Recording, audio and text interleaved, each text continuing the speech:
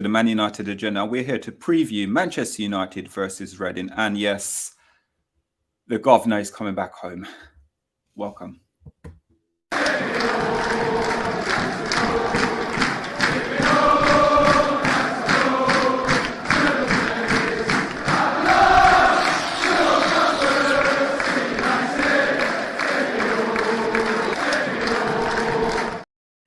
Hello, everyone, and welcome back to the Man United agenda. And after a blockbuster night of Manchester United 3, Nottingham Forest 0, listen, we are in the cup final. Technically speaking, I'm going to say it. We are in the cup final. I'm going to say it. Wembley tickets we booked. We're ready to go, guys. Open top bus parade. Not sure about that yet. But as always, we're joined by a fabulous panel. And Mr. Omondi, sir, how are we doing? Thank you. And thanks for calling me the governor. You are referring to me, aren't you? No? Or is it Jay? Or Mr. B? No? I don't know. Between Jay and Mr. B, I don't know who the boss is. Okay. I'll take that title. Yeah, I'm pleased, man. After yesterday, it was a nice result, nice play as well. And enough to talk about. And games that winnable games coming up until we play Leeds. That'll be tough. But yeah, I'm really excited about the team at the moment. Just a few more additions and then even sweep me some more. So let's go. Yeah. Mr. B, sir, how you doing? You all right? Good, man. One more day till the best day of the week, man. The countdown's officially begun, boy. Big up as always, Jay. Welcome as always. And if Jay don't know that it's Friday, Mr. B's best day of the week because that's him. I've been trying to find something. Sorry if I seemed a little bit distracted. I don't know if can you see that? Ince. The governor. See that? The real governor, yes. And junior governor as well. Is that junior with hair? Yeah. That's me when I had hair. That's you! Oh my God! I thought you were born bald. Well. Looks like an old black and white picture from the 30s. No, wow. That's me at the Cliff. Look at the hairstyle. In 1993. I love the fact you thought I was showing you a picture of Paul and Thomas Ince. Just randomly. Was that a part? Was that a centre parting? Was that a centre parting? Yeah, going on there? It's got a Nelson Mandela centre parting. No, there was no centre parting. It's just a stain on the photo. A centre parting. Bart Simpson. Do you remember that day? You remember that day? Yeah, because we used to go down the Cliff now and again, me and my friends. Because back in the day, you used to be able to go down to the Cliff where United trained. And for anyone who doesn't know, like now at Carrington, it's all different. You could walk in and just go and chill with him and just sit at the side of the pitch and watch him train. And you'd wait in the car park for him to come out, and then you could get photos with him and autographs and stuff. And I was obsessed with Paul Ince when I was a kid, man. Like he was my hero. And we met there was a few of us like Brian Robson and Mark Hughes and Danny Wallace and Roy Keane. But then when Ince came out, I was like proper starstruck when I got a photo with him and that. So yeah, I went down there a few times. We used to go down there every now and again in the school holidays and whatnot and get meet all the players and stuff and take pictures with him. But yeah, I always remember that one with Ince because when we interviewed him on the channel, Adam McCullough did it because I was away. I couldn't do it. I wanted to do it because obviously he's one of my heroes when I was a kid. So Adam McCullough did it and he took that picture with him and showed it. So now I'm a presenter, Jay, showing his picture of you and him at the Cliff. All I can see is teeth. He was happy, isn't it? Jay was happy that day. Yeah. Very happy. Paul Ince wasn't too happy though. Is that straight face, isn't it? Yeah. It's like he's on the pitch. He wants to away from me. Yeah. It's like he's on the pitch. He wants to kick in it because listen, Paul Ince was a fantastic player at Manchester United. I liked him until I think for me, when it comes to players at Manchester United, when they leave Man United, it's almost like until a few years later, I don't look at them as heroes. While they're at the club, I look at them as heroes. When they leave the club and everything, I just sit there and I'm gutted. When he left, asked to go to Inter Milan, I was proper gutted when he left. And then afterwards, when he came back and he scored that goal against us, against Liverpool and celebrated, I'm telling you, the way I felt about him, seriously, I think that was the point where I just sat there, and if anyone sat there to me and said to me, Paul Ince was a legend at Man United, I was cussing them. It's only up until the last couple of years, then I sit there and start calling the governor again. He did burn me with scoring that goal. You know, the thing of Ince, like you said, I was gutted too. I thought he was the best player on earth in the midfield there. He was just so dynamic. And then when they sold him and Roy Keane came through, we chatted about this the other day on the membership show. I was like, what? What's going on here? And my dad said, don't worry, Roy Keane's a good player. And I didn't see it because with Ince, he was so animated. He was so tough and strong, you know, and he was a little afro as well. And he just like, I like Jay. I loved Paul Ince. He was my man. And I just want to ask, I don't know how it stands now, because obviously there was a lot of like disrespect for him going to Liverpool and all this kind of thing, even though he didn't go directly to Liverpool. But I wonder if he looks back at his career, was his best time, his best footballing time, was it at Man United or Inter Milan or Liverpool? I think it was at Man United. I thought he played sensational at Man United. Yeah, I think people have got like whatever the opposite of rose tinted glasses, like about Paul Ince, because he left under a bit of a cloud, and because of that celebration at Anfield when he scored the late equaliser against us in front of the Kop and he went ballistic, because Fergie was like a little bit critical of him at the time in that documentary. They called him a big time Charlie, if you remember. Yeah. Don't be afraid of Ince. He's just a big time Charlie. So he got a lot of stick-ins, and yet now I think like when people sort of think of him, they think, oh, he weren't that good. He weren't all that. He was 8 out of 10 for about 3.5 years every game, like from 92 to 95 when he left. He was fantastic. And I think the only reason we lost the league in 95 is because he was missing for a few games as well towards the end, towards that running, which cost us. So, yeah, I think he was a great player. But as a manager, I think he's flattered to deceive a little bit, hasn't he, to be honest. I think he's doing well at Reading, but he's had a few ups and downs, shall we say. But, yeah, I was just looking for my old photos as well when I went to the Cliff. And there's that time me and Mr. B met up there as well. You see that? He wants that's gonna stick. me and my dad went down the Cliff together. Oh, Mr. B. Oh, Mr. B in the party. Wow, Mr. B. I'm sorry. I told you guys, you have to come prepared when Jay comes on. I'm sorry. Yeah, I know. Yeah. You know what was funny though? Today, sorry guys, thought in the chat. If you're new to the channel, please give us a subscribe. If you're not new, just give us a like. But you know what it is, Jay? We were talking today, me, Amanda, and Mr. B, we're having a conversation today. And Amanda turned around and Amanda said, you know what? We got to be prepped for Jay, because when Jay come on, he's so witty. He catches so much stuff about it straight away without even thinking about it.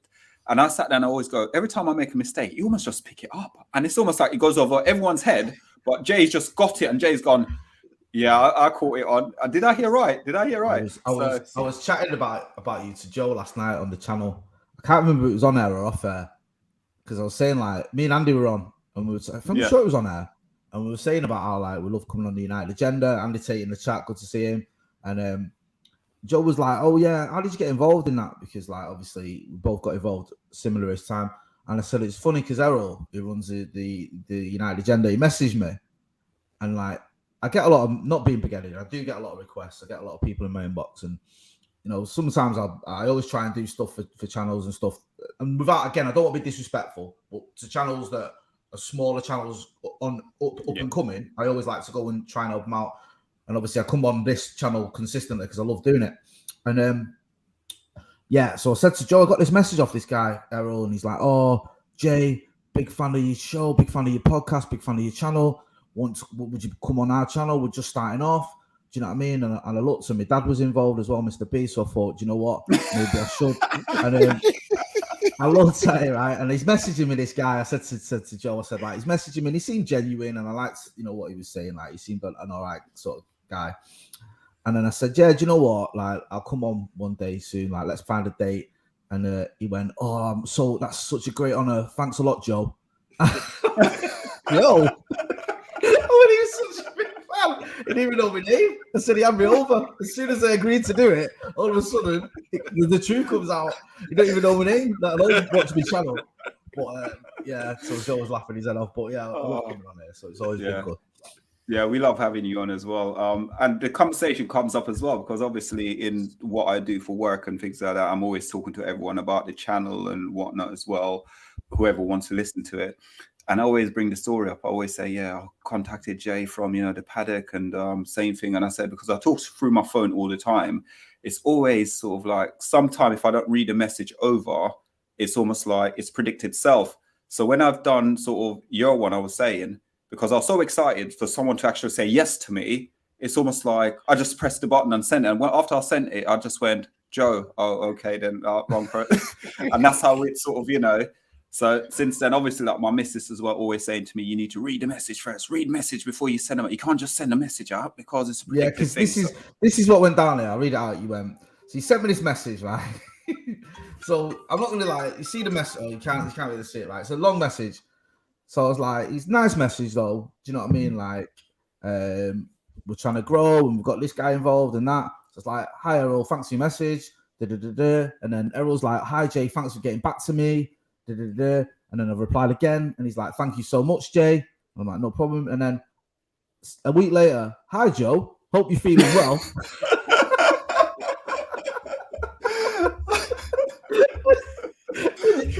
Wondering if next weekend would work for you.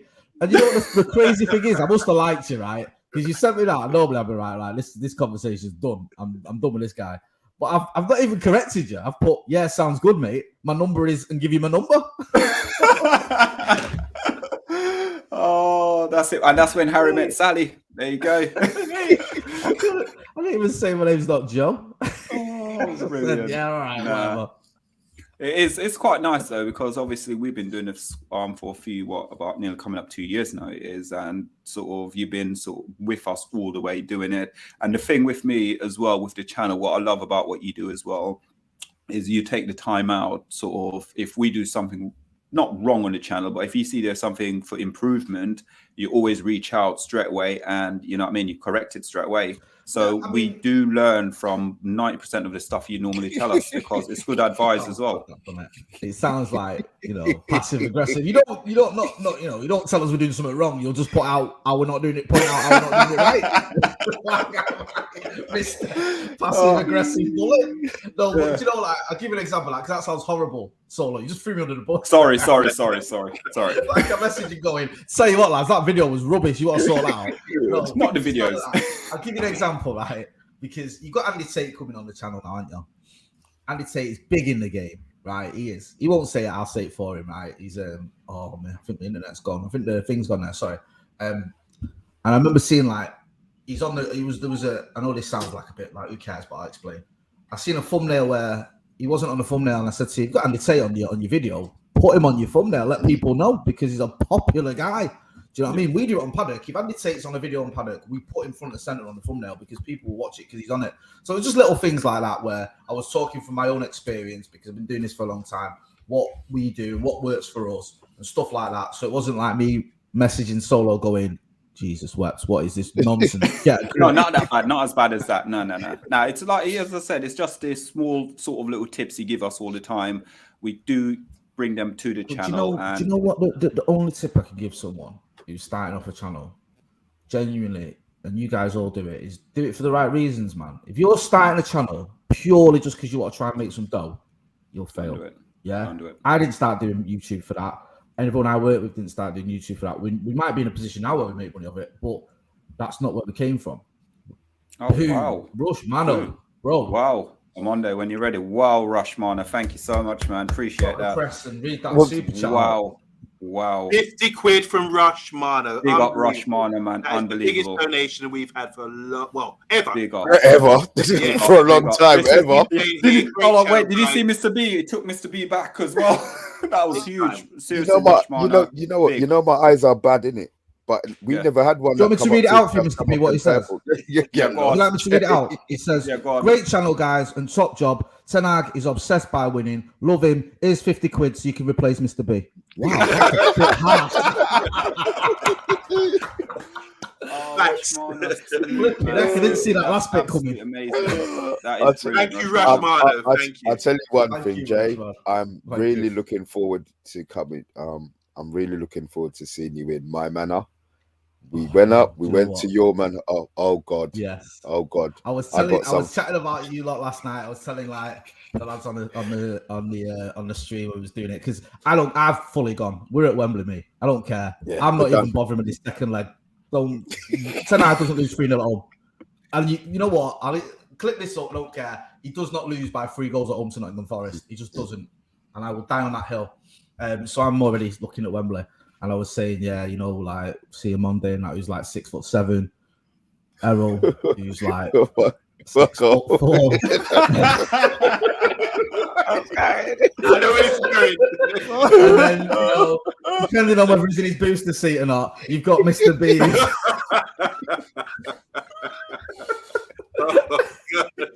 I told you I want you guys. It's all right. I'm looking forward to bringing you to Brent.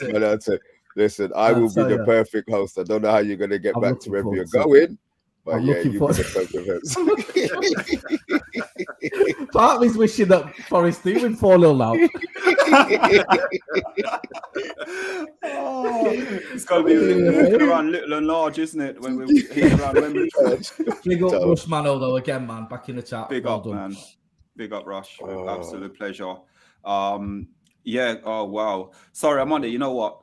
We've been yapping on for 16 minutes. Do you want to read some of the comments out, please? Guys, if you're new to the channel, please give us a subscribe. If you're not new, just give us a like. And again, big up Rushmana for that contribution. It's absolutely amazing. Thank you.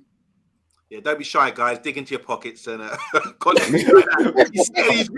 going to say something. You know what I was going to say? I was going to say something, but I thought, you know what, I better hold it back. I'll hold back. Hold it. All right, guys. As you know, we're sponsored by GMS. It's Global Mapping Surveys. We are currently assisting architects, property developers, and construction companies all over the world, the country, but we say the world. They offer a wide range of services such as setting out topographical surveys, 3D laser scanning, and monitoring. And check out the link in the description, guys. That's GMS. Going through some comments as well. Everyone's in the house. This is unbelievable. So many people here say hello to Scalzi, the GOAT. You were on the other day. Big up, welcome back. Got Vincent Bollock as well. Here as well. Hi, guys, from Vincent. I want to say hi to all the way from Ireland, Robbie Norman. He's saying, what a lineup, the Rogues Gallery. Want to say hi to some newbies here. Oregon Goon, how you doing? You were on the other day with me and Tony Claude. Big up to Oregon Goon. Hope you're doing well. Can't pronounce the name here, but Dip Tan Shu. He's saying 5'3", and he's got his shades on. Indoors. Want to say hi to Andy Tate. He's laughing at the picture of the young Jay. Hopefully you can show it again for those who missed it. Paul Ince, the governor, with the little governor, who is now representing. Let me just find. Sorry. While we're reading out, if you can stop trying it again. UK Exchange saying we just watched Ronaldo get kicked out the Camel League Cup. That's not Camel cigarettes. It's a. Imagine it's a joke. Camel still make cigarettes. I don't know. No one smokes anymore. It's not cool to smoke anymore, and I don't advise anyone to do it. Robbie Norman saying here, I used to go to the clinic every time we went over from Dublin before a game. You could wait at a car park, maybe he's saying there. Paul Ince, legend, no matter what, says CALLULA. I'm sorry if I'm missing people. I want to say hi to Will. Welcome to the channel. Paul Ince was like Casemiro. He could run the length of the pitch and with the ball and score bicycle kicks. Yes, I remember some of his kicks. I want to say hi to JPXYT. He's just got a skull there. Big up to Niall as well. He's saying big up, what a show. Vincent as well. Thank you, Vincent, for the video the other day. Got a picture sent the other day from Ashley Young, who I met at a petrol station a few weeks back. And he said that he posts one to me if you give me an address. And wow, that's good of Ashley Young. That's nice of Ashley Young. He was once our captain, wasn't he? London calling, says Andy Tate. Paul Tierney's here as well. Hi, guys. Does Maguire play and make sense in this game? As Andy Carroll is up front for Reading. I imagine he starts for physical threat. Carroll's injured. Centre-back partnerships against Forest. Want to say hi to Nostalgic Neil. He says Jay is the, didn't spell it right, so he says it again. Jay's the king. There you go. Ronick saying, what kind of reception will Big Time Charlie get this time around? This question. Andy says Jay knows the Salford Massive. Listen, we're not starting any gang war there. Diggs is saying, what's up, G? How you doing? Hi as well to Justin Lloyd. Justin Motti is saying there. We were going to ask you, that was supposed to be asked in our chat earlier. What does J stand for? Is it Jason, Justin, whatever? It's Justin. My full name is Justin Mottazad. And basically, long story short, like a few people call me Jay, like football and whatnot. And then when I started doing YouTube, when I was a reporter, I used to use my full name. So I used to do like news reporting around Manchester. And I'd be like, this is Justin Mottershead. I'm at the scene of a crime, or blah, blah, blah, I'm at the scene of a fire, or whatever. And then I used to go on the YouTube stuff. And obviously I'd talk about United and City and Liverpool to a lesser degree. But if it was a derby game, I'd talk about City and I'd slag them off. And I'd say I hate them. And, I'd revel when we beat them. And my boss, because I used to cover Manchester City as part of my job. And my boss once, I was at where was I? I was at a crime scene somewhere. There'd been a shooting in Culture, and my boss on the official Twitter account of the station that I work for was like, our reporter Justin is down there, like follow him for his tweets on what's going on, and then so he's like quote tweeting me and said people to go and follow me, and then he's looked on my timeline and we just beat City. So my timeline was all like, you can all fuck off, you blue bastards, and all this. Oh, God. Right? So he's having like a meltdown, and he's like, oh, my God. And he said to me, is there any chance you can use a different Twitter account for your football stuff? So I did. And he's like, Jay is my nickname. And he said, when you go on that channel, there's a chance you're not using your full name because it's the same. And he said, if City fans see that, they're going to be upset because you're covering their club as well as Manchester United. You know what I mean? Like, in the presses and all that. And because it was a bit of a nickname anyway, Jay Motti, like Motti was a nickname and Jay was a nickname. I just used that, and because like the YouTube stuff sort of took off a little bit, I just stuck with that. But yeah, Justin Lloyd's got a fantastic first name there. Love that. I think it's ironic you're a reporter, isn't it? Breaking news, Justin. Nice. UK Strange saying United family, big up, UK Strange. Jay doing a crossover like Dynasty to the Colbys, as you say. I'm a big fan of them contemporary references. Boom. There's Rushmano. You can say anything you want, Rushmano, with that sort of money in your pocket. CALLULA saying Solo with the charm, no doubt, when he seduced Jay into coming into the channel. I want to say hi to DQ as well. He said, quick answer, no real thought given. Who will own United come May? Quick off fire things. Not me. Yeah, maybe Rushmano this rate. Do you know what? Sorry, go ahead. Can I do a bit of a plug? Go on. Yeah. Not now. Don't leave this stream now. If you're watching, watch this till it's finished. But once this is finished, we did an interview on ownership with a journalist who covers Nice in France, because Jim Ratcliffe owns Nice.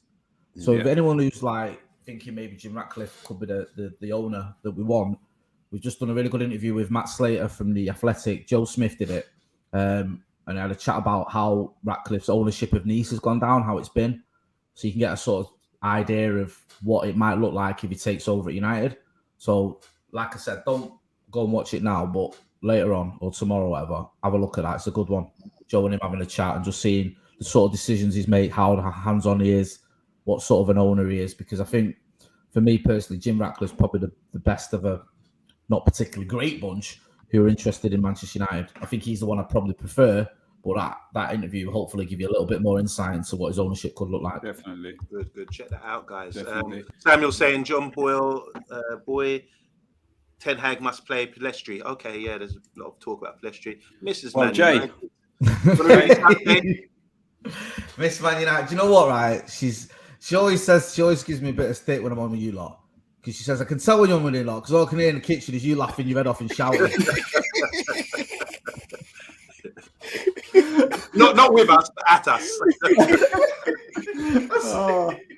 Big up to my Ed, all the way from Australia as well. A couple more to go through. Eddie Football Waffle, check out the channel. Fantastic channel. He's done a great preview for this coming game as well. He's saying funny prediction video yesterday. Zoe Media House as well. Eden in the house. Evening guy says Pat Lawless, one of our very own, the Irishman, and Sports Network, Full-Time Sports Network as well, one of our sister channels. Want to say hi to those guys. Yeah, there you go. That's all There you go, Jay. Robin Norman said he's watched it already. Very good. Very good. Good stuff, man. Do you know what I mean? You'll like it solo because Joe's presenting it. We know he's your favorite. I'll watch it. I will watch it. I'll watch it. To be honest with you, you know what it is? I've got my so if I'm around or whatever I'm doing something, I always make sure in the morning, I keep checking, right, what time is the paddocks going to be? What time? So the morning show, I always catch the morning show because I always put my notification on for the morning show. So no matter what happened, I'm sitting there and I'm listening. You're always in the chat. I noticed that. Yeah. You are always in the chat. And I was going to pick a bone with you, Jay, but I can't because I'm on my own in this one. And it's the show you did the other day about when people were talking about the whole Harry Kane coming to Man United, but then you were saying about players that you think would probably be what you'd prefer if they were to sort of like leave or we to get a new player, and it was David de Gea. I was just a bit disappointed, really, because a lot of grief for this. I'm not going to lie, but I knew I would, and I think I need to qualify that because it sounds ridiculous. Because David de Gea has been one of the best players at United for the last decade. Player of the Year 4 times, I think, in 5 years. In 2017, especially 2018. Unplayable. Yeah, one of the great sort of years for a goalkeeper one of the greatest I've ever seen. Just saving things he had no right saving. And the issue I have with David de Gea isn't that he's not a good goalkeeper. He is. My sort of issue, or the reason I question it a little bit, is for the football Eric Ten Hag wants to play, playing out the back with a goalkeeper that is almost like a sweeper. That's how he wants his goalkeeper to be like. And the way that David de Gea is with his distribution and his commanding of his area, I just don't know if that's the way forward. I don't. Because my issue, right, my problem is not that David de Gea is not good or whatever. He's 30, I think, or 31. He is that type of keeper. He doesn't come off his line. He hasn't got that in him where his distribution. Now, Ten Hag's got to tune out Rashford, Shaw, all these other players. You think, well, why can't he do that with De Gea? I think it's a bit more difficult because you've got a goalkeeper who for the last 12 years has been playing a certain way. He broke into that Atletico team when he was, 19? He's been playing that way for all his career. He was never that guy. He's never an Edison or Alisson or someone who commands the area. And I think when we are putting pressure on him, because we're trying to play out from the back a little bit, you saw it in the Arsenal game, you saw it in the City game, and we've seen it in other games. It doesn't seem to work, and we sort of invite more pressure. And that's my concern. And I think that I just wonder whether Eric Ten Hag might look in the season and go, do you know what? He's not my guy for that. I'm going to get someone else in. And I also think, if I'm being brutally honest, I don't think David de Gea, I'd always say, doesn't matter how bad David de Gea's distribution or his command of his area is, because his shot stopping is elite. It is the best of almost any goalkeeper I've ever seen. So it makes up for everything. I think his shot stopping, while it's still good, isn't quite at that elite level it was. So I don't think it makes up for the other stuff. I think what you've got is someone who's good at shot stopping or very good at shot stopping and not very good at distribution and not very good at commanding his area. And I think when you look at it, you can just see it a little bit. And almost, I know this sounds a bit crazy, but you can almost sense it. There's a nervousness at times when we're playing around the back with David de Gea. You can feel it in the fans. You can almost sense it from the players. And I just feel that maybe going into next season, because he's not going anywhere this season. I think I was stitched up by my own channel because they said, I'd made out, drop him now. What you know what I mean? Which I'm not bringing Jack Butland or something. And I never said that. So I expect him to finish the season as United's number one. My point is, next season, I think it might be time for a change. And I wouldn't be surprised if that happened. And if it does happen, if David de Gea leaves or he becomes number 2, or if he leaves and he comes back, say he was to come back from Old Trafford with his another club, he'd get a standing ovation. And I'd be the first one to lead that standing ovation, trust me. Because I've got nothing but respect for David de Gea. I just think that sometimes you get to a point where a player and you think, are they still the right man for the job? It's happened with all the greatest players I've ever seen at Manchester United. You know what I mean? Like when I was a kid, Brian Robson was my idol before it was Paul Ince. And he got to a point where he couldn't even get in the team. Now it happens. So that's where I'm at. And I just feel like, a lot of people didn't like it because they don't like any criticism of David de Gea and slander and all this sort of stuff. As soon as you criticise or question people say, you're slandering. I'm not slandering the guy. I love the guy. I'm saying, moving forward, we might need to go in a different direction. It's my opinion. And you know what? Beginning of next season, I'll come on here and you can all tell me I'm wrong when he starts for Ten Hag next season. But I honestly don't think he will. You know what it is as well, Jay, is because I support. For me, I'm soft. So because I'm soft, I even like Phil Jones. Well, there's being soft and there's being deluded. But, do you know what? No, this is the thing, right? You may laugh, but it's funny, right? I have this thing, mate. You know, with a United player, right? we're all United fans. We criticise Phil Jones, whatever. Yeah. I don't mind that. But you know when other people do and other fans do? Oh, they're not allowed to. Do you remember when Twitter tweeted, like, name a player better than Phil Jones? And I was like, why are you tweeting that? And I found myself defending it.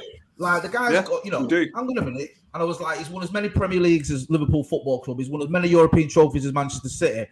Do you know what I mean? He's got more England caps than the likes of Jenness and Trevor Sinclair and all them lot put together. You might want to knock him, but he's had a career.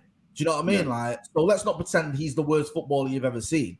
And it's like I was on Talking Balls once, the Radio Manchester show, and one of the City lot was having a go, and I was like, hang on a minute, how many European trophies has your club won in its existence? 1. How many has Phil Jones won? 1. So let's have a conversation about that then, because he's not up to the job, but I won't have other fans knocking him. We can. Like your kids, you can knock your own kids, but other people can't. Mr. B, that was your cue. You mentioned Trevor Sinclair. That was your cue to get him back for the Danny Wallace gym. That's all right. Oh, yeah. Did you hear about that the other day? I saw it the other day. Jay, this is one for you as well. She's got a Fellaini tattoo because she's off her head.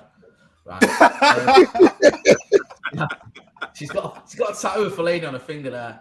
You know what I mean? I walked through my kitchen door and she went like that. And I was like, what is that? Wow. She's different. She's different, honestly. She makes you look positively normal, Errol, with your football opinion. Yeah, I was going to work the other day, right? 8 o'clock in the morning, and this guy who's always around Eccles bus station, drinking and that first thing, he comes over to me and he says, "Hey, Trevor Sinclair, have you got a couple of quid for a bit?" Trevor Sinclair? You just cost yourself £2 now. Oh, wow. Guys, there's 52 in the chat and it's half an hour gone. We haven't even started. I know. Oh, yeah, what was that we talking Who cares? We're going to Wembley. Yeah, we're going Wembley. We're going Wembley. It doesn't matter what we do tonight. We're going Wembley. And Andy's on the bus with us. So we're going to Wembley. Right, let's do at least a little bit of what we meant to do going to Wembley. Obviously, we know that Maguire was suspended for the game. So would he come back in? Would you actually get him back in this team tomorrow, Jay, if he was fit? Well, he should be fit. I would. Because, yeah, you're right. He was suspended because we did that preview and I put him in my team for the preview for the Forest game and then realised he was suspended. But I think that for starters, it's Reading. No disrespect to Reading, but if you can't play against Reading, you can't play against anyone. Like, we can't use him. If we can't use him for that game, we can't use him for any. Also, the likes of Martinez, Varane, even Luke Shaw at centre-back have played quite a few games of late. Maguire hasn't. It'd be good for him to get some match fitness. It'd be good to give them a proper breather. That annoyed me about the Arsenal game, I don't want to keep going backwards, but it was sort of ignored, the fact that we had a 3-day break and they had a 7-day break. It's like, that matters. You guys have all played football at a decent level. Of course, having a shorter break matters. And they had that longer break. And I think that, that almost just, people just dismissed it. And you could tell in them last 15 minutes. We were dead on our feet and they had them that little bit of a bounce. But anyway, I digress. So I think where we can rotate for this game, we need to. And I think Maguire coming in, he's still an England international. He's still an £80 million defender. I know we overpaid for him. He's still someone who can do a job. I mean, he's done a job in the Premier League this season. He's done a job in Europe this season. He's done a job in the World Cup this season. So no disrespect to Reading, but yeah, I think that if you can't play against them, then there's literally no point in him having him on the books. You may as well just sell him to whoever, have him for pennies. If you can't play him in this game, do you know what I mean? Come on, man. We've got to be realistic about this. It's not like you played him on the right side or the left side. That's a very, very good question. See, he played, didn't he, for United on the left. It was him and Shaw on that left side, but then Ten Hag wants a left-footed defender there, doesn't he? Yeah. So the idea is then, obviously, he's going to play Maguire, probably play him on the right. And I get that, because I think you could rest Varane, play Maguire on the right-hand side, and put Martinez on that left-hand side, because, I'm just checking it then. Reading are 14th in the league, man, in the Championship.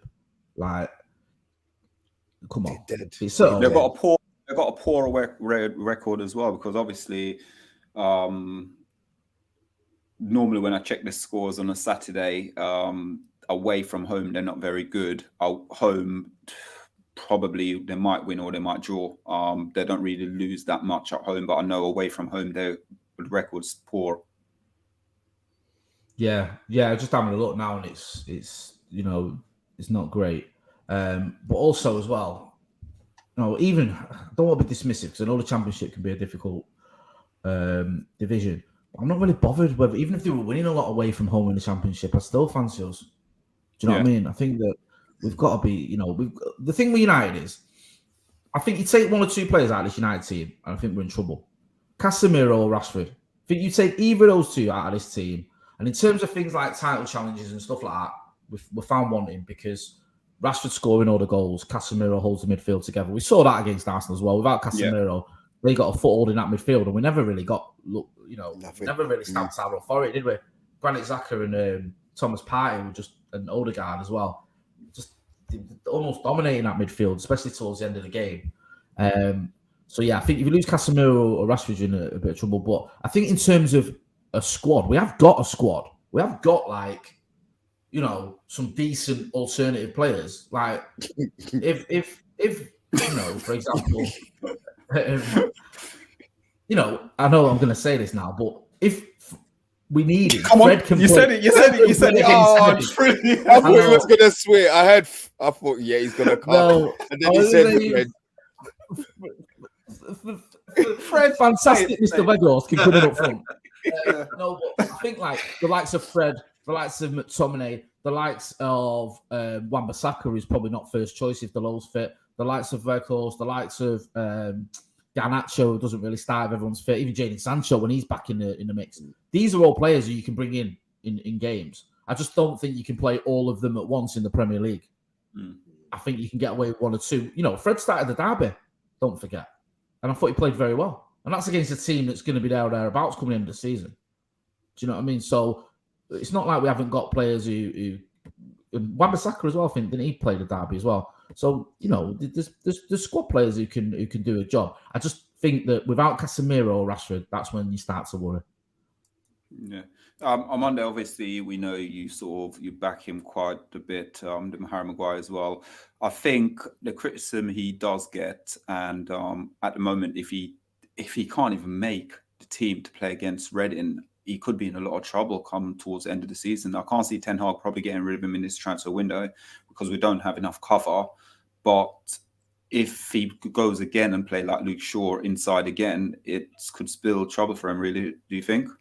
Yeah, we're starting to see patterns of what the manager wants. And as Jay was saying about the goalkeeper, we're missing a whole new dimension of play, bring the ball out. We gave the ball away with the goal against Arsenal from the goal, play the ball out stupidly to the right back, and then he got pinched. He was under pressure, corner, they scored. And I take that back to De Gea's distribution. It wasn't good enough, Granted, he's a great keeper, shot stopper, no disrespect to him, but we're missing a whole dimension of our play because of that. And the same applies to Harry Maguire. As much as I love him, obviously he wins loads of headers, he's big and physically strong, but he has got a lot of weaknesses. And I think the manager's identified that already, and he's starting to realise he wants a left-footed left back, left-footed left centre-back, and a right-footed right centre-back, as he showed the other day with Martinez and Lindelof. First time I think they've partnered up. And I think if Maguire does play, he will be the right side of the centre-backs, because you want these diagonal balls to get in behind and get the wingers one-on-one in situations like Rashford. One-on-one right now, I think he'd take on anyone at the moment. He's electric. Mr. B was buzzing yesterday in the watch-along.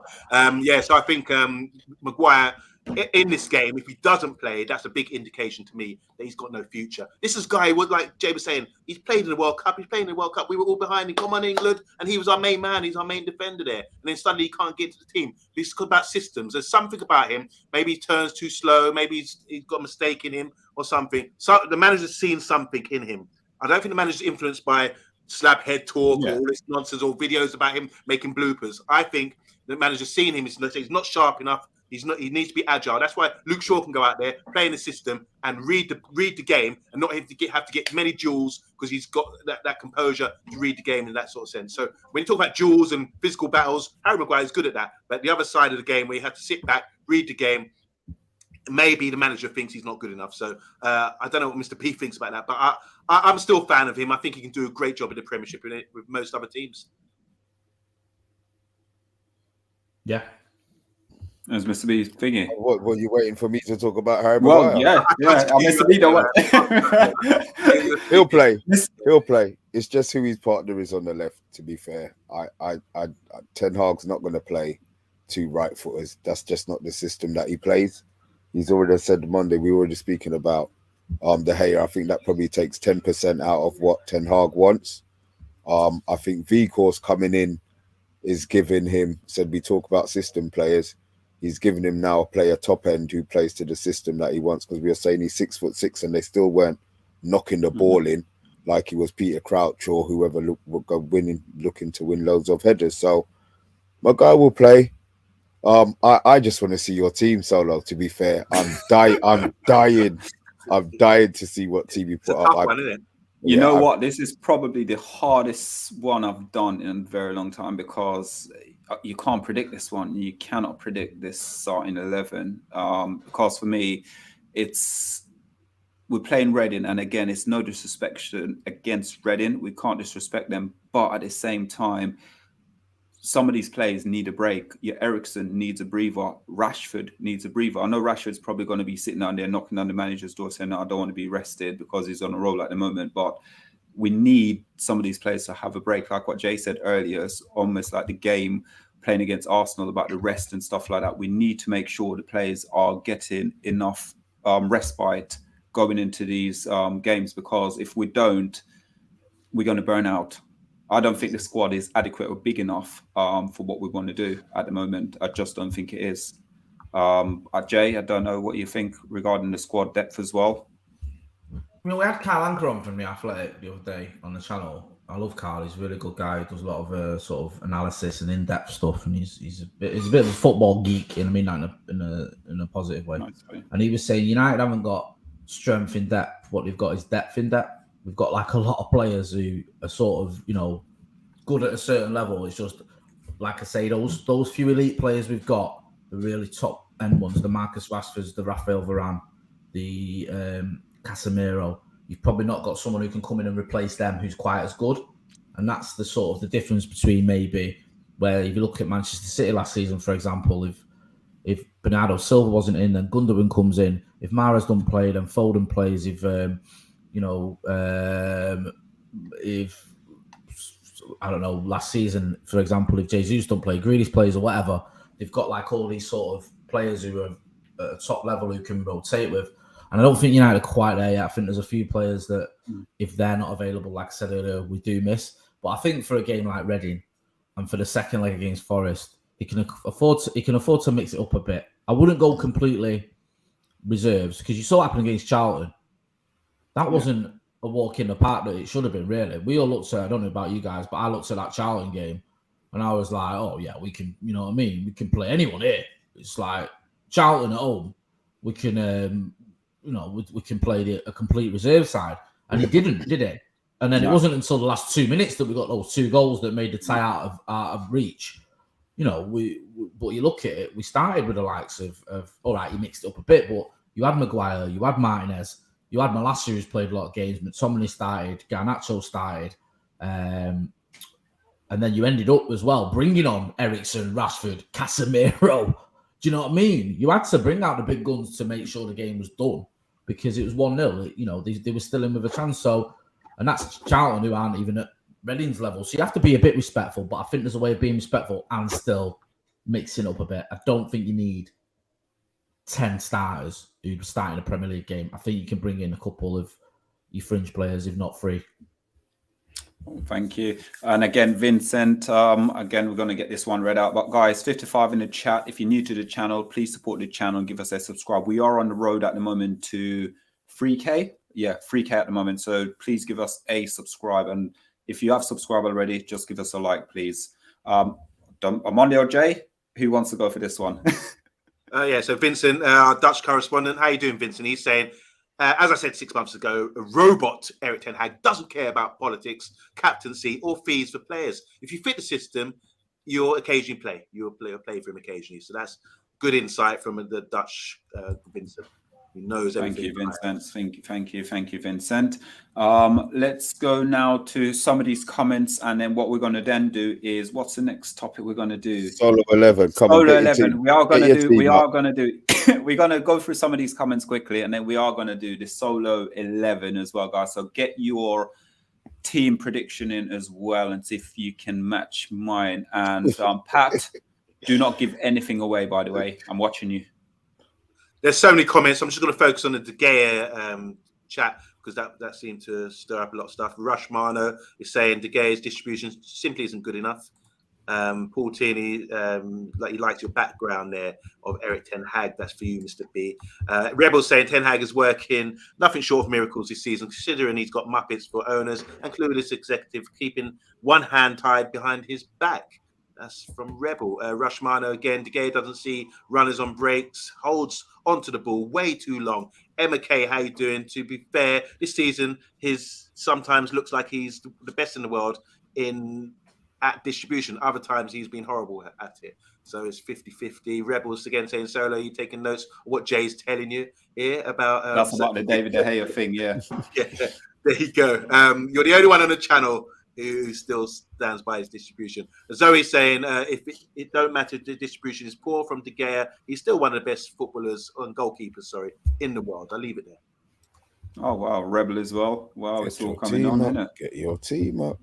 Oh, no, it is, but this is their first. Thanks, Rebel. Don't forget the updated membership perks, Solo. No doubt. I forget all the time. So, guys, remember, you can become a member of the Man United Agenda. We are going to be doing, as we said, video content as well for membership only. The $3.99 package, I believe, get you on a Friday night takeaway, subject to Mr. B. Mr. B will be the one getting back to you. I get the approval, man. It's good. I like I'm tall. Yeah, so guys, just make sure you just support the channel. 54 in the chat, just give us a if you sign up to the membership, you get a special access to a 6-hour documentary called Solo's Bloopers, where you get that as well. Yes, you get that as well. You know what? 6 hours. That's good. You know, I like the sound of that. I do like the sound of that. Yeah, and there's, you know what, Jay? That's just you being kind. That's you being kind. It must be a short one if it's me being kind. Yeah, that's a 6-second one. 6 hours.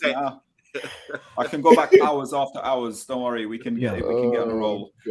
Guys, I told you, come prepared for Jay. Jay, next time you come on, we'll be ready for you. We'll be firing back and tapping you all the way back to Manchester. Come on, guys, we need to do better than this. This is like running the truth. About 3-0. Come on, man. Yeah. Like your last night scoreline. You know what I mean, Amanda's gonna be in your group chat later. Going, this man Cunin comes on here, and you lot again letting us down. It's a disgrace. It's a disgrace. Like, you know what the thing is, though. You know the thing is, Jay, he won't do it on the phone. He wait till you see us in person because he's taller than us. So you know. Yeah, seriously. So this is why I do it on it. I won't do it in person. Other than to Mr. B, of course. Thanks. Oh, this one here on Monday. Real bad is saying, do we get a kebab or Alan Winky? What's for $3.99? What's Alan Winky? I don't know. What's Alan Winky? Alan Winky, what is that? No idea. Oh, please don't let. I bet it's something rude, man. No idea. Couldn't tell you. Could not tell you. So right here we are. Here, this one I'm on there before we go. SM11, how you doing, man? He's got the Trinity there. Is that the Trinity? Yes, in his profile picture. He said, "Good content, well done, and good luck with the channel, gents." Thank you very much, and a big thank you so much. Right and he just said on here, I think he did say that he got sent over from the paddock to us. So thank you. Welcome. You're welcome. Always welcome. Right, starting 11, guys. We've only got one up so far. Let's go to it here now. Where is that gone? I think it was from. Who is it from? There was a starting 11. You got it? There you go. MUFC. Heaton. Back four with Malacia, Martinez, Maguire, and Lindroth. Lindroth probably right back, I think. Elanga Eriksen, McTominay, Garnacho. This looks like 4-4-2. Anthony and Weghorst. That's his 11. Right, let's get rid of that off the screen and then go to the solo 11. And Mr. B, no cursing. I'm not saying a word. I already know Fred's playing. He has to be. Look, oh, wow. See? Right, Jay, any takers? Jesus Christ. I don't share Mr. B's concerns there. I mean, that's very much a reserve side, isn't it? Other than Bruno, I think if everyone's fit for a Premier League game, none of those players start. So Wan-Bissaka? No, I think if Delo's fit, he starts. Delo's our main right back.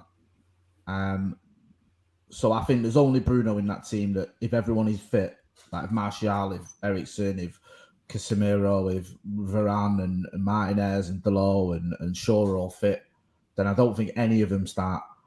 So for me, that is a bit, I know this sounds quite negative because it's only Reading in inverted commas, a little bit risky. I would personally like to see one or two more first team players in there. I'd probably like to see Martinez, Casemiro in there as well. And maybe even Rashford, just to give you that solid spine. And then you can get away with the rest. I think you can get away with everything else. If you replace, for me, if you put Martinez in for Lindelof, obviously move him over, swap him over to the left, put Casemiro in for McTominay and swap, even if you swap Weghorst or Garnacho for Rashford, I'd feel a little bit more safe. Because what you don't want is just to give yourself any dramas. Do you know what I mean? Like, and I think that if you play 4 first team players and then 7 who are not first team players, I think that's still obviously massively rotating. So it's a decent team. There's a lot of good players in there. I would like to see probably 2 or 3 more first team players for me. Ooh, Mr. B. I'm not saying a word, bruv. I just keep. I'm just gonna get fined all of that money that what's his name just paid me. I'll have to be matching it. Shaw didn't play the last game. That was down to illness, right? Yeah. Okay. Do you think he's going to rest him for 2 weeks? Would he give him that much of a rest? I don't know. I don't know what the situation is with Shaw, to be honest with you. I don't know if he's available. We'll probably find out tomorrow afternoon. Pellistri does deserve a start. I think he's a better player than he's shown to be a better player than Elanga in the short period that he's done. Fred and McTominay in any game, I'm not having starting together in any single game. I don't care who we're playing. So one of those don't have to start. And everything else is fine. Ish. Yeah. I love it. On Monday. When you talk about squad rotation, the 2 issues I have position-wise for this system we have is Eriksen. He can't be replicated. And the same with Bruno. There's no one there who can replicate what he does. I know last time when we played Charlton, I think it was Kobe jumped in and sort of played that role, but he hasn't got getting behind, doesn't get behind the spaces created from sort of Weghorst peeling off deep and flick-ons and little round the corner touches that he provides, you know. So I like the team. I think it's got a solid spine there. I'm not going to this ain't a B team to me. Not when you're playing a championship side. Then we should be able to manage that. With McTominay, Fred, established Premiership players, playing with centre backs there, and I think Bruno's an issue for me because his runs in behind. I've really been impressed with him lately. Last couple of games when I'm doing a watch along with Mr. B, I really get to see how good this guy is. He keeps making the runs. He's the one that gets in behind time and time again. Anthony doesn't do that so much. Rashford is just in a world of his own, does his own thing, which is brilliant. But yeah, Bruno's hard to replicate. I really wonder who's going to replace him if he gets injured. So. Like the team, I think that's enough to win. Okay, thank you. And then let's go to the comments now and see if there's anyone in the comments who agree or disagree. There's loads of comments. Wow. Lots. Column saying Heaton, Wan-Bissaka, Maguire, Lindelof, Malacia, Fred, Iqbal instead of McTominay, Pellistri, Bruno. Sorry, I didn't mean to speak over you. No. Rushmano saying here, Heaton in goal. 9 outfield players of Fred and Weghorst. 9 Freds can win you the game. just to clarify, Gavin Williams and Bill Badwood said Alan Wink is a chinky in Chinese. I don't know, that's Cockney slang, is it? Maybe. I'm looking for some lineups here. Can't see many lineups. They all knew Fred was gonna start. Luke Shaw bring on Luke Shaw as a sub. We also have Brandon Williams here. People trying to endorse Brandon Williams maybe to get a game. And Zoe saying she would rest Bruno for Reading. This guy hasn't missed a game since he signed. I think it's probably true. Yeah, I agree. There is an issue for me. And here we go. We need McNeil and Iqbal. I think McNeil's on loan, is he? Yeah, he's gone out. Yeah. For sure. Future looks bright. Yeah, there you go. Yeah. I did say about Iqbal, but again, I don't know. It's almost like his name's there and thereabouts, but then he never sort of get picked to play. So that's the reason why I didn't put Iqbal in. But listen, I'm happy in some way with the squad I've picked. I think that squad's got enough to win that game against Reading. And again, no one puts Jadon Sancho in as well. Again, we're not sure. I'd love to see Jadon Sancho get at least half an hour in that game come tomorrow. I'd love it, but whether or not it happens. Jay, quick question about surrounding the whole thing with Jadon Sancho. Obviously, we know he's in Carrington at the moment. He's been training. Is it a case now just probably match fitness he's looking forward? You reckon Ten Hag will still keep him out for the time being until he's 100% ready to go and play? I think this could be an ideal opportunity for him. He needs to get some minutes, maybe. Like, even if it's just 15 minutes at the end. Hopefully we've got a bit of a cushion as well, so there's not any pressure. You know, I mean, you have to ask yourself the question, and I'm all about being patient with him because, you know, you want him to come back when he's ready. But there is still a party that thinks, okay, when is that going to be? You know, when is this lad going to be back in the team? And are you going to throw him in a Premier League game? I mean, we're fortunate now. We've got 2 games coming up that are almost perfect if you're trying to come back into this United team. Just get a few minutes. You know, Reading, if you gave him a little bit of time there, or the second leg against Forest. I mean, those are 2 games where, realistically, especially the Forest one, you know, the pressure's off. So maybe there's a little bit of a cameo there that he could come in and have 10, 15 or even half an hour and see how he gets on. Because I like Jadon Sancho, very, very talented footballer. But I was buzzing when we got him. You know, wanted him. He tore it up at Dortmund. He's not had an easy time of it. Some of it's not his fault. It's not easy coming into Manchester United and having 3 managers in your first year, which is what he had. And then, you know, a new system and Ronaldo comes in and then a different manager and a whole new system and everyone falling off a cliff form-wise under Ratcliffe. And then this season, you know, a new manager again and a new system and, you know, it's new players coming in. It's not always easy for a young player like Jadon Sancho. He's still only 22, I think. So I think he'll you know, Erik ten Hag's got the right idea, looking at the long-term benefits of having this short-term break and getting him right, in whether that's physically or mentally or whatever it is. So, yeah, I think that it looks like this would be the ideal game for him. We'll have to wait and see whether he's ready.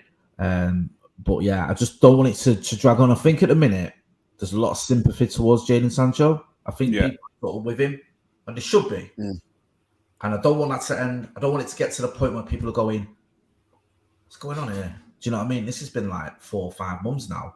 What's the crack? And also, I don't think it'd be fair if you brought him into a situation where it's Liverpool away or whatever. And it's like, go on, Sancho, get back in there and get us on 2-0 down against the Scousers or whatever. You're like, hang on a minute. So Reading at home, Forest at home. I'd like to see him play at least half of one of those games or at least half an hour of one of those games. And, you know, I think that the crowd will be buzzing to see him back. And I think he'll get a fantastic reception. And I think if you look at what Erik ten Hag's done with other players, the likes of Marcus Rashford, for example, Mr. B's mentioning there, just on a different level. I think if he can do anything with Jadon Sancho, like what he's done with Rashford, like what he's done with Delo, like what he's done with Wan-Bissaka, do you know what I mean? Yeah. Got these guys back on track when it looked like things were going a bit pear-shaped for him. Then, you know, what he could do with a player as talented as Jadon Sancho, it's almost scary because Sancho is a talent. Let's not get it twisted. This kid at Dortmund was absolutely smashing it up. and I hope he can do the same for Manchester United. Yeah, thank you.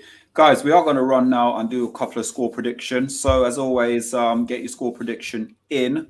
One or two comments on there, and then we're going to get everyone's score prediction. I want to say hi to Yasin. He's got a stain on his profile picture of something. He's sorted out, mate. Smash a like and subscribe. Appreciate that. Poor Donny. This was his chance, says Rory. Yeah. Donny really been unlucky, unfortunate for him to get injured at this stage. 3-1 is all. Sorry. Zoe saying I can see Jack Butland's making a start, his debut for Manchester United. And we got, like you said, there's a 3-1 here from Rory and already a 3-0 from Edward French, sorry. Yasin saying 3-0 to United. Miko, how you doing, Miko? Welcome to Man United. So you got your chain on, looking fly. Your cap to the side. He's saying 4-0. Lula's saying 4-0 as well. And Paul T. MUFC 3-1. 4. Oh, sorry, I missed that. Yeah, MUFC 3-1. So Paul Tini. So you got Paul Tini as well. 3-0. Right, let's go. Oh wow, they're all coming in. Oops, sorry, I'm not touching. So Jay, thank you, saying 3-0. Got Darren. How you doing, Darren? Welcome to Man United. Jenny saying another 3-0 victory. Rashford will score twice. And Emma is saying here, I'm still waiting for a 5-0. I'm honestly, I want somebody to take some licks from us. So if it's Reading, it's Reading. Jay, yeah, 5. You're above him. Just hit him if you can. No, do you know what? I hear that, man. I think that we've won comfortably against teams, haven't we? We've had a few comfortable victories, quite a lot of comfortable victories. But I think there's part of me that thinks someone under Erik ten Hag is going to get an absolute pasting. Do you know what I mean? Like, you can see this team is capable of it. It depends how strong the team is he puts out. But, there's a chance whether it's Reading or someone else, they could get a bit of a hiding, because I think we've had a lot, like I say, a lot of solid wins, haven't we? I don't think we've had loads of wins where we've absolutely battered teams, but I think that's hopefully, anyway, is in the post for someone very soon, because we've had a couple of pastings the other way, haven't we? Yeah, we've been done a couple of times this season. Do you know what I mean? Like, it's about time we did it to someone. Yeah. So, Jay, what's your score then? What are you going for? I'll go with 2-0. I don't think this is going to be the time when we give him a pasting. I feel he might mix it up a bit, and I think because he's mixing it up, it might just be a little bit more conservative than we're hoping for. I think if he goes for a strong team, then yeah, I can see us absolutely smashing it. But I think he will bring in a few of the youngsters, so I'll go with a 2-0. I'm going Mr. B last, because Mr. B talking about Man United to absolutely annihilate a team, so I'll go to him last. On Monday, there was rumors. There was a rumor. If you say it, you need to be fined or something like that. Please, Rebel said it. I will not say it. Look, I'm not qualified to talk on Reading. Don't know much about them. I've just looked at their players. They've got a few old school Premier players. The last time Reading beat us was 1927. You're joking. We played them 22 times. They've beaten us once. Wow. I'm going for a big scoreline, like another 3-0 like we did. Hold on. Yeah. Did you just say that, Mr. B? Did you just say that? You know what it is? Okay. You know what it is? I've seen us against Charlton and Forest the other day, and I don't think we're at the stage now. If we match teams physically, I think we've got the quality to beat these teams. We should be. And Forest are down the bottom of the league. They didn't really have nothing to test us with. We're set up nicely, obviously on the counter, offside goal, whatever. But against Charlton as well, I know it's a bit shaky. We played Manu, we played a couple of other boys, but I do think we're at the stage now where if we match them physically, which is the only way they can beat us, set pieces or anything, and we do our job and we earn the right to play, I think we've got the quality to beat this team. I'm saying 3-0. Mr. B, I just wanted to ask you, do you think this Reading team is as good as the one from 1927?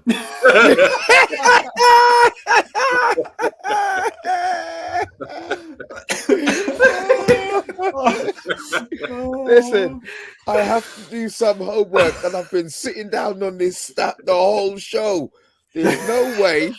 There's no way the show was finishing and I didn't have it. Right. I was expecting you to tell us what the game was like and the weather. And yeah, you know what, Mr. B, this is where you fire back with.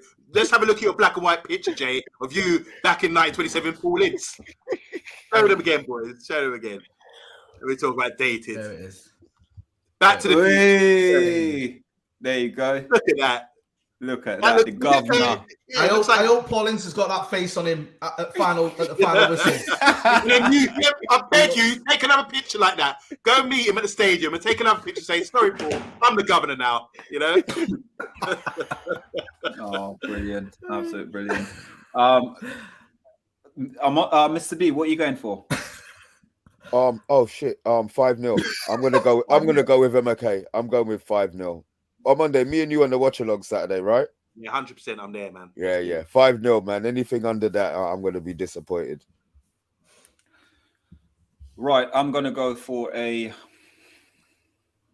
Yeah, you're gonna think 3-1, aren't you? Yeah, I'm going 4-0. I'm going 4-0. 4-0. You're going 4-0. Wow, on Monday go 1-0. You didn't go 3-1. All right. No, that's good. But you know what it was though. So Jay asked me to do a video the other day for the Forest game. I predicted 2-0, but on here I predicted 3-1. Yeah, you're doing the same thing that Jay does. Yeah, one of them's got to be right. One of them's got to be right. Yeah, one of them has to be right. Learn from the master. I get it. Nobody don't ask me on their channel, so I can only predict one score. I think my mouth's a bit too foul. Oh, brilliant, guys. 55 in the chat. If you're new to the channel, please give us a subscribe. If you're not new, you know what to do. Just give us a like. We do go live 90% of the time at 8:30, apart from when there's games on. So tomorrow night we are back at 7 o'clock before the City Arsenal game, and then we're back at 10 o'clock as well for the Friday night takeaway of Mr. B, and then we've got the watch along at 7:30 on Saturday, and we've got the reaction show afterwards as well. But before we do all of that, we need to just say a massive thanks to Jay. And Jay, you got to do it. You have to do it. You know you need to. We won't let you get away with it. Well, without plugging my channel, Stretford Paddock. Come on, man. You know, if you've come over from Stretford Paddock, a couple of people in the chat said they come over from Stretford Paddock. Hit the subscribe button, man. Let's get these guys to 5,000 subscribers by the end of this season. I think that's a doable target, man. We can do that. United are flying. This channel's flying. You see how we do. We was meant to, I don't know how long it was meant to be on, but I wasn't expecting to be on here for an hour and 10 minutes, but that's how we get carried away. I was meant to be making a missus a brew about half an hour ago. Well, that's just it. Time flies when you're having fun. So yeah, make sure you subscribe to these channels, because you notice, right? I come on here a lot because, and it's not just because they keep giving me the £50 that guy sends in. I don't get paid. It's because I love coming on here. I have a right laugh. So subscribe to this channel. Thank you, Joe. We really appreciate it. We do appreciate you. Oh, I weren't in control there. No, you weren't. You know, we weren't. We really appreciate you jumping on as well, and make sure you make that brew and you bring some biscuit up as well.